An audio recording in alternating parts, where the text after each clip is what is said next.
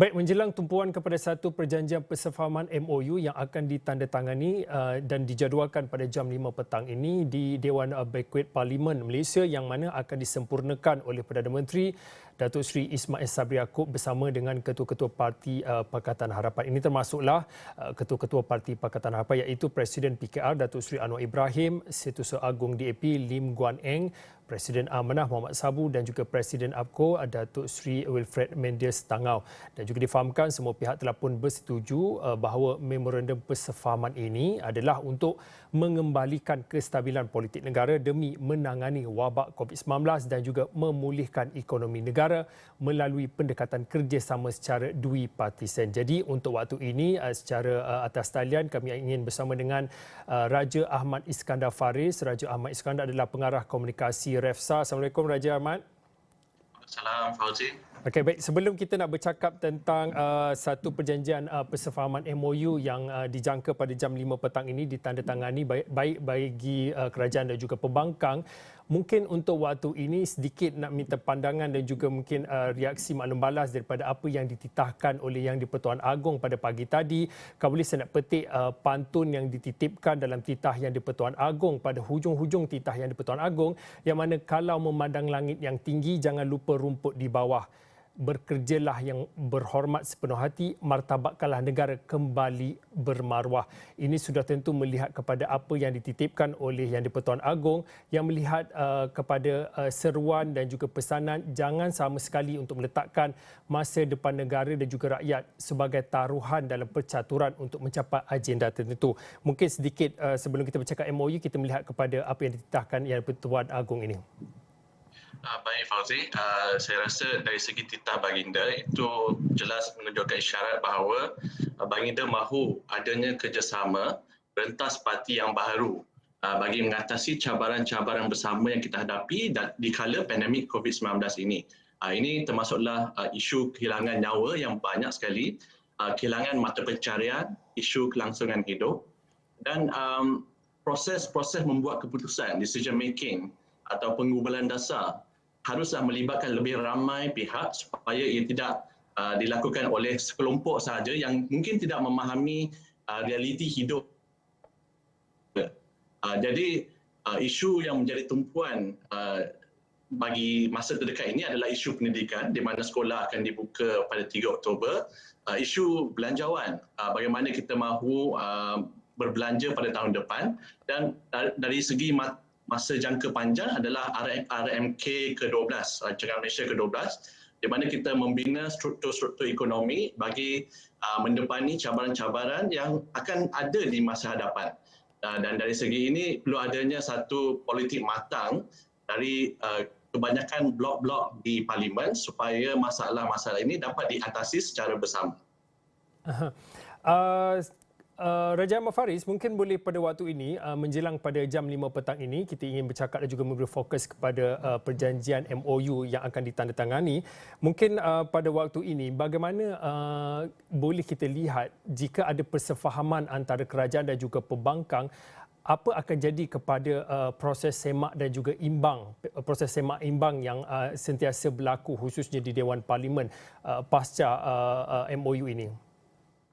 Jadi seperti yang Fauzi telah nyatakan, putaran persefahaman atau MOU ini masih belum diwawarkan, masih berada dalam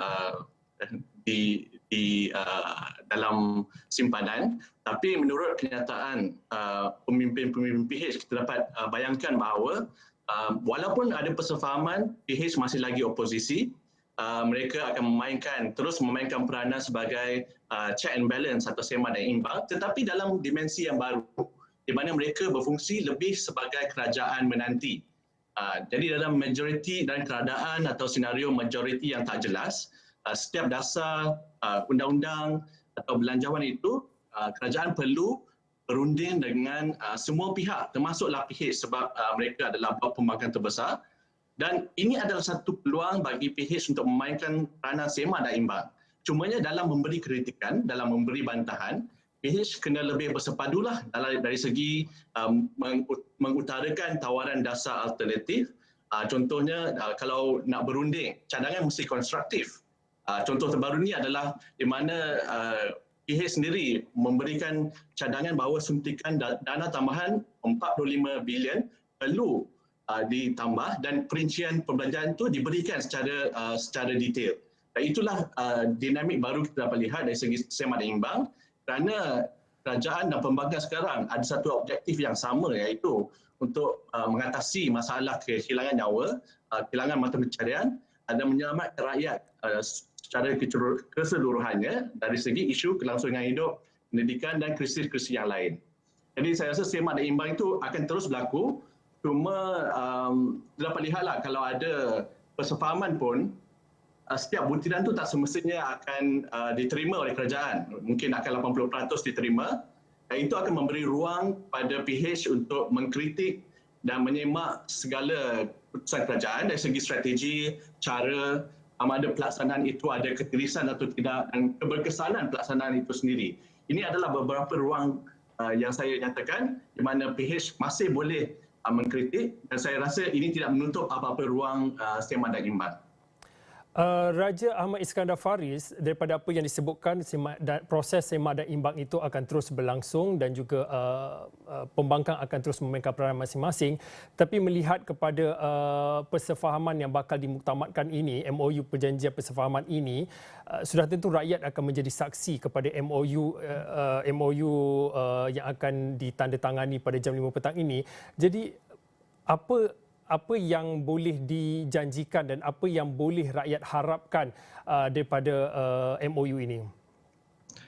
Menurut kata-kata awal atau bayangan awal daripada pemimpin PH, persefahaman ini bertujuan untuk mengembalikan kestabilan politik, menumpukan sepenuh usaha menggembeling tenaga bersama ke arah memerangi COVID-19, memulihkan ekonomi negara, membawa pembaharuan reformasi dalam sistem pentadbiran negara dan lebih penting sekali adalah untuk menyelamatkan saya rasa kelangsungan ataupun punca rezeki rakyat itu sendiri supaya mereka dapat mencari nafkah dengan selamat. Jadi apa yang berbezanya saya rasa dari segi konsultasi ataupun persefahaman ini adalah dengan pembentukan elemen-elemen konsultasi dari segi proses membuat dasar atau membuat keputusan itu sendiri. Kita akan lihat di masa akan datang lebih banyak rundingan rentas parti, lebih banyak proses konsultasi di mana parti politik pembangkang, politik bebas dan juga masyarakat sivil dapat memberikan cadangan ataupun tekanan kepada kerajaan supaya membaharui dasar-dasar yang mungkin dirasakan gagal. Jadi ini memberikan ruang demokrasi yang lebih bagi mereka untuk mengutarakan cadangan, pendapat dan luahan hati kepada kerajaan. Raja Ahmad Iskandar Faris, mungkin terlalu awal untuk saya bertanyakan ini, tetapi melihat kepada MOU yang akan ditandatangan pada jam 5 petang ini, kita boleh sifatkanlah ia sebagai satu gencatan politik antara kerajaan dan juga pembangkang. Tetapi apa yang boleh kita jangka dan apa yang boleh berlaku sekiranya ada pihak-pihak yang memungkiri janji dalam persefahaman MOU ini? Jadi proses persefahaman ini adalah satu alat saya rasa untuk merendahkan suhu politik negara. Di mana kita telah lihat drama after drama telah diperlihatkan kepada rakyat dari segi ketidakpunyaan sokongan kepada Perdana Menteri yang lepas. Dan saya rasa adalah dalam kepentingan semua pihak untuk menurut perjanjian kerana dari segi pihak Perdana Menteri, beliau mempunyai kepentingan yang jelas bahawa beliau mahu meneruskan pentadbiran sehingga pilihan raya yang akan datang. Dan bagi pihak pembangkang dan bebas, mereka mahu menyelamatkan nyawa rakyat, menyelamatkan ekonomi, menyelamatkan pendapatan rakyat. Dan dari segi itu ada peluang keemasan di sini untuk berunding dengan kerajaan. Tetapi seperti yang Fauzi kata, kita tak boleh jamin semua ini akan berlaku dengan smooth, dengan tenang dan ikut perancangan.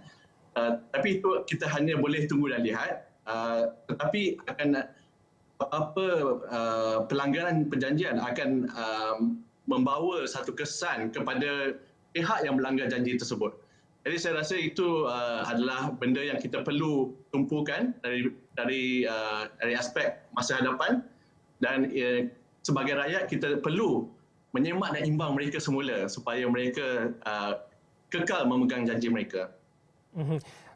Terima kasih kepada Raja Ahmad Iskandar Faris. Raja Ahmad Iskandar Faris adalah pengarah komunikasi REFSA yang mana berkongsi dan juga pandangan menjelang kepada tumpuan satu perjanjian persefahaman memorandum MOU yang mana akan ditandatangani ataupun dimuktamadkan oleh kerajaan dan juga pembangkang dijangka pada jam 5 petang ini. Kami di Astro Awani akan membawakan secara langsung perjanjian yang akan dimuktamadkan itu di platform Astro Awani secara TV dan juga di astroawani.com.